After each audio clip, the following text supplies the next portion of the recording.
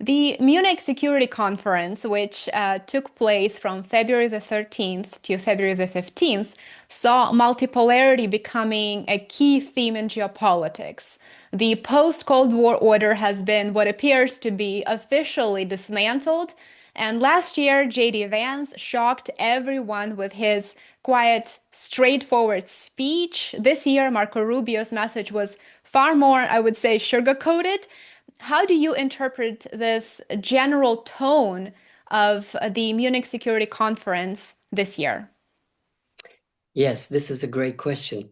I would say that there are two major new elements in today's in Munich Security Conference compared to others, but also it's in a sense it's a new historical epoch, one could say. It's truly historic, and that is that uh, today the current Security Conference openly admitted that the paths between the United States and Europe are diverging. Moreover, the motto of the conference is, I believe, destruction or deconstruction, or they acknowledge openly, and von der Leyen in her speech acknowledges, many others acknowledges that the Atlantic partnership is drifting apart. Now, there are many reasons for that, and we can discuss that, but Trumpism is just one manifestation of that. It didn't start with Trump, and it's not just Trump that is the major cause of this. It is a very complex, that's why I say historical process. The second one that struck me, the second aspect of the Munich Security Conference that is extraordinary, is that it is so belligerent in regard to Russia, incredibly belligerent. I mean, the not only Hillary Clinton, but she's a nobody, but Prime Minister of Denmark who wants to shoot at Russia, and Rutte with his plans and calling Russia a snail in her offensive, basically a paper tiger, and one can go on and on and on, basically demeaning Russia, disregarding its military posture, and threatening openly in ways that one could consider casus belli. For example, a joint production of drones by any international convention is a participation in war. Now, remember when the United States joined World War One, because a vessel where there were American civilians was sunk, legitimately sunk, because there was war material that was shipped to Britain, which was illegal, and the Germans found out and legally sank it because it had war material. Nevertheless, the United States found that is good enough reason to join the war, at least as an excuse. So joint production of drones that would shoot at Russian soldiers, and a plan by Mr. Fedorov, the war minister or defense minister in Ukraine, aiming to kill 50,000 Russian soldiers a month.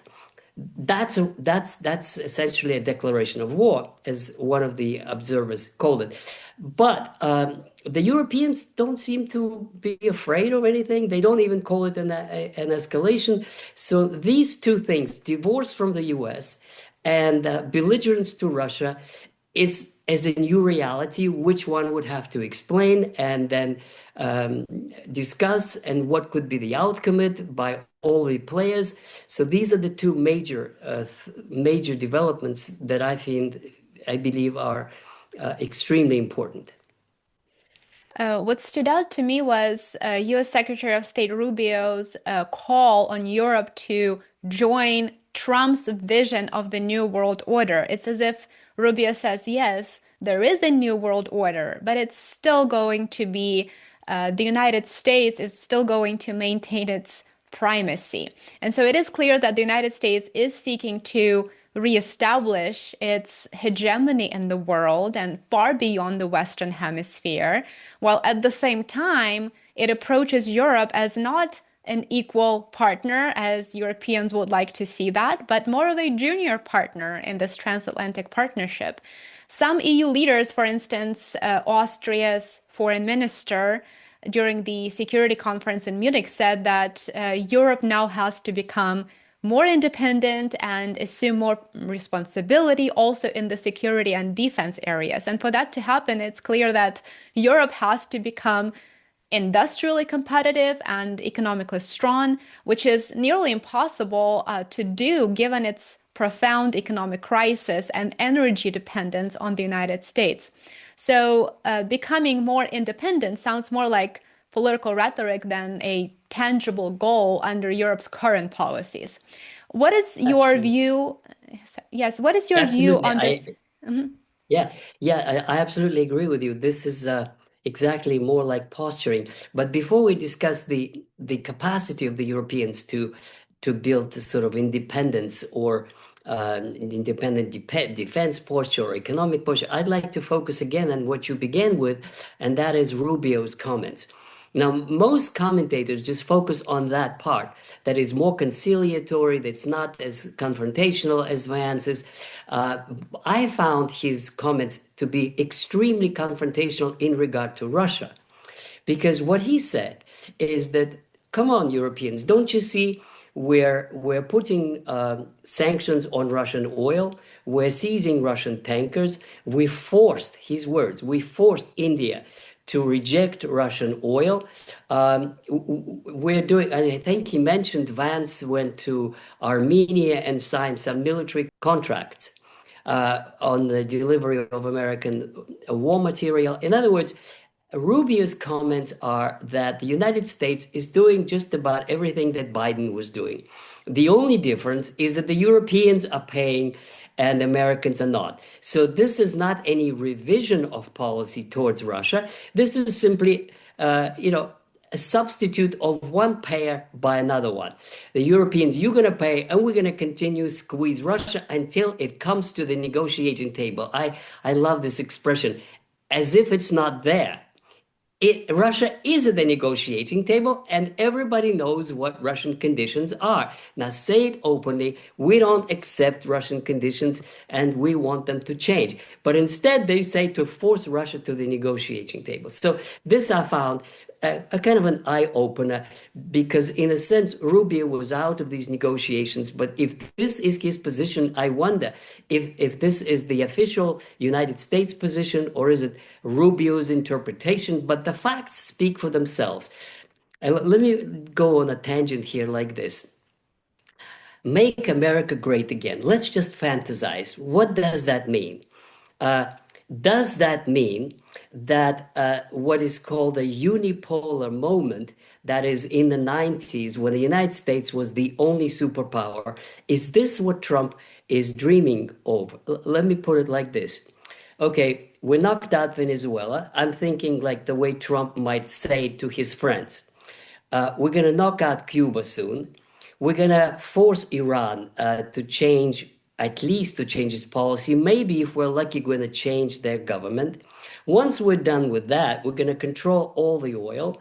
Then the next thing we might try to do is regime change in Beijing, because we are tired of these communists. Let's put the government of Taiwan back in its place in Beijing so that they rule the Republic of China. Then there's no problem about, unification. It'll be unified without the communists. And after that, or maybe before that, we'll go and change government in Russia, put the Western-friendly oligarchs in power, and then they'll be just fine. There will be great Trumpist world with America great again. I think that's what he actually hoping for, maybe dreaming of. I don't think that's possible. And now we come to the beginning of your question. Why is it not possible? And this is extremely important to understand and emphasize over and over and over again. The train has left the station. Neither the United States nor Europe is capable of challenging China in economic power and Russia in military power. This is it. They're afraid to face the reality. The Chinese economy is twice the size of the United States. Militarily, they are catching up with the latest equipment.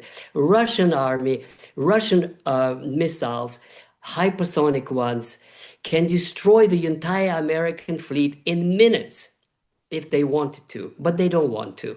But the Americans are still acting as if they are this world hegemon like in the 1950s or 1990s.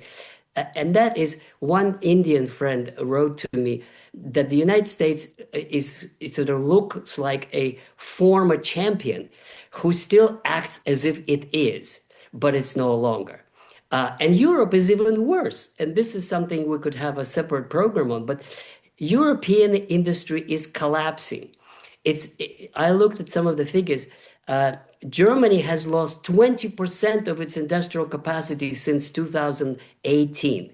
And this year, it's like 1% growth after 4 years of negative, of contraction and dismantling. And any growth is not in industry. It's all this other stuff, social services and whatnot. In other words, Europe, as I agree with Emmanuel Todd, the French ethnographer, Europe is in decline, not only economic, not only demographic, but also political and cultural. And therefore, dreams of some kind of European army or some kind of European independence, it's all this empty talk. It is physically impossible.